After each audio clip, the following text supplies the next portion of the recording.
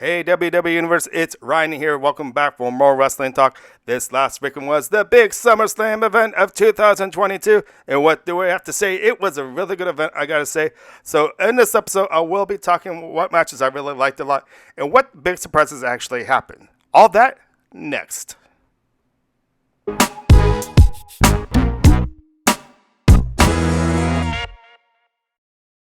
So Saturday was a big event, I gotta say, which was SummerSlam.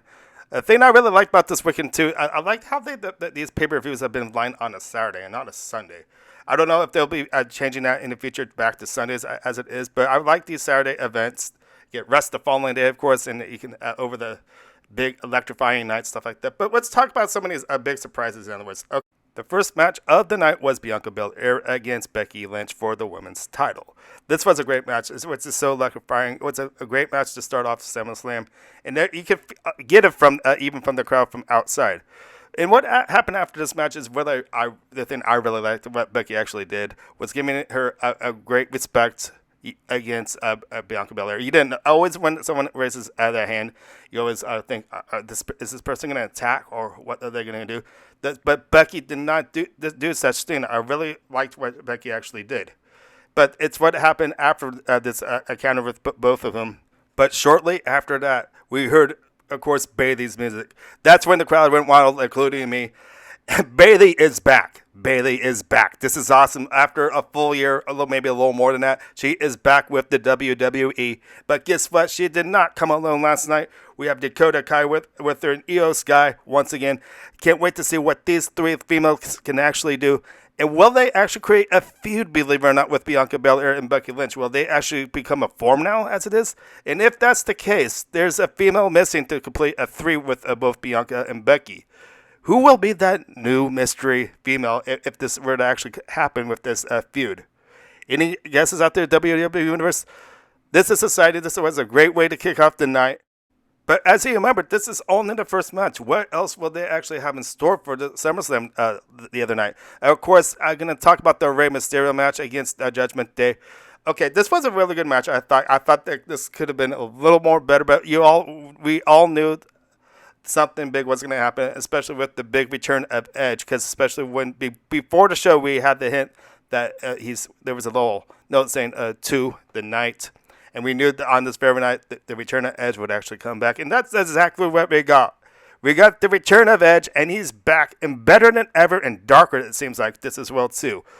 I have to say, this new entrance for Edge really put me into pure excitement as it is. Now, it was this one of those events that's so electrifying throughout the arena, of course. And you got to remember, too, Judgment Day tried getting rid of Edge, their leader from the past, but Edge is back once again. What is he going to bring this time? It seems like he's even more darker, like I said, than ever before. And what happened with this case? Since he was helping out the Mysterios, will he create a form with them, or will there be somebody else? So that's a big talk right there. What kind of stable will Edge actually have? He's not going to do this alone. I know that, but I know he could definitely do it on his own if he could. But he's got his hands full with Judgment Day now that he's actually back. So we've got Rhea Ripley, Damian Priest, and Finn Balor on the other side. Will the Mysterios actually join Edge is the big question. If not, there's a big question mark. Who will be at his side this as well, too? Will Bray Wyatt actually come back and actually join Edge? That would be awesome. What do you actually think? So leave some comments down below. I'd love to hear what you guys got to say. Would you like to see Bray Wyatt join Edge? I think that would be really cool, I got to say. But it's just hard to tell. They're keeping things quiet as it is with Bray Wyatt. Bray Wyatt's just been out for quite a while as it is. It's just hard to tell if he will actually come back to the WWE. I know a lot of people will want him back, including me. And to see him team up with Edge would be really cool, I got to say. And if they did bring another superstar in with this stable, who would they actually bring this as well too? I really do have to say they did really have some really good matches throughout the SummerSlam night, including the big main event, which I like to talk to now is, as you can see, right looking at straight on, we see a tractor coming out to the ring, which Brock Lesnar actually brought. We all thought, what the heck is going on here? And you guys got to remember, too, this was a last man standing match, so anything can happen. You could use anything or someone can interfere this as well, too. But in Brock Lesnar's case, he used the tractor into his advantage. He used the crane. Well, first off, he put Roman Reigns in the crane and lifted him up and actually slammed into into the ring. Quite an interesting form of case of how to use a tractor in a last man standing match. But also in this case, of course, the dang Usos actually came out and did try to interfere with this match. They did a really good job, but to say that, but this the Brock Lesnar before all this happened, of course, as you can see, lifted up the ring with the crane with the tractor. Oh my gosh, I never actually seen what was underneath the ring before, but you also see it's all wooden up from the bottom to make that mat. But there was little tables and little chairs down there. Where's the fire hydrant? Where's Hans Struggle, our new general manager? No, I'm joking. But this was really a fun match, I gotta say. Even though you knew that the Usos would probably interfere with this match in some cases since it was a last man standing. This was a very exciting night, and it was a great way to end SummerSlam of 2022. But before I start wrapping things up, I want to cover some of these other matches that did happen at SummerSlam the other night on Saturday, of course. We had Logan Paul defeating The Miz. This was what most anticipated to see if Logan Paul can get pushed to that next level. And I got to say, Logan Paul actually looked really good in the ring as it is. So once again, I'm going to say congratulations to Logan Paul on defeating Miz as it is, with Maurice even being out there interfering. Chap was even out there trying to interfere, so this was an unfair advantage as it is. But Logan Paul, sure enough, came on top to win this match.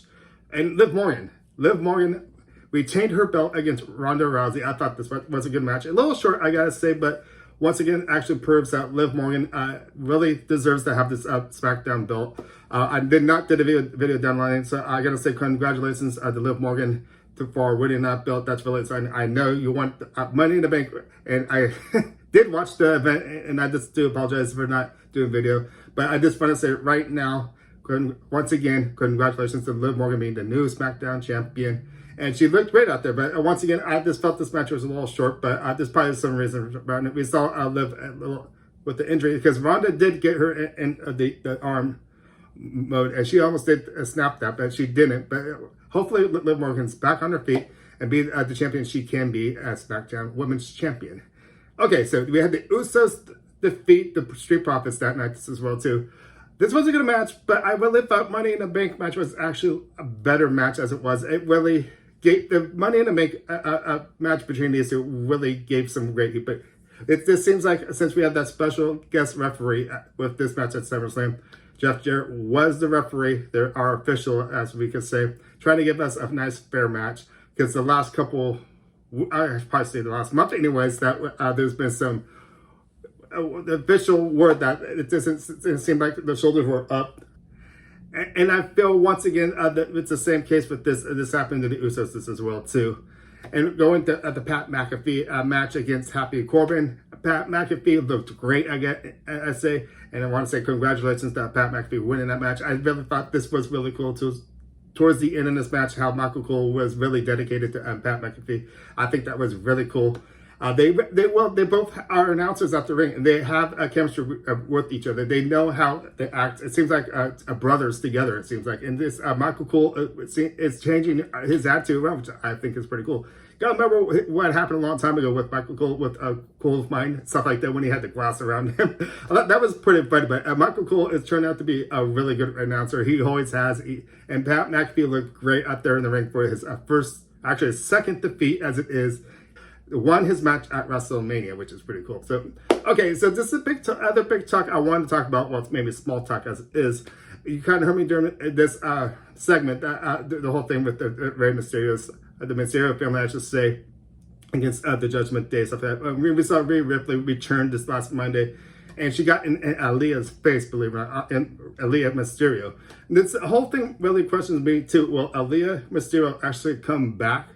Will she actually come back to wrestle? That would be cool if we could see this form with Aaliyah and her brother Dominic and her father, just as well as Rey Mysterio, to join forces, all three of them together, to be in that match. And this would be really exciting if this would be the case. I'd love to see Aaliyah come back. I know she's probably doing her college stuff, and I hope that she focuses on her college. If she's done, that would be cool if she could actually come to the ring and follow her father's footsteps as what Dominic Mysterio is actually doing.